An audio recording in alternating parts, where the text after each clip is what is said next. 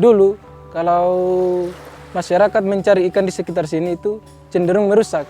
Seperti bom, sekarang sudah tidak ada lagi.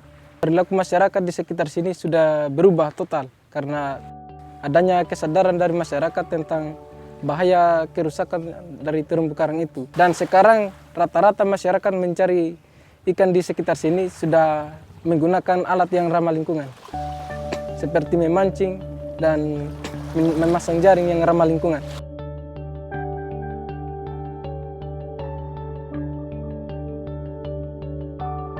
Saya tertarik jadi pengawas karena rata-rata kami adalah para nelayan yang mengambil ikan-ikan di sekitar sini. Dan kalau terumbu karang itu sehat, ikan-ikan akan banyak sehingga penghasilan kami atau hasil tangkapan ikan kami pun akan tambah banyak.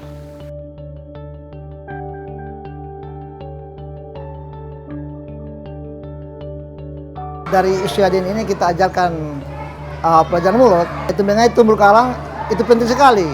Terutama di dalam desa kami pesisir pantai bahwa terumbu karang itu penting sekali kita jaga bersama.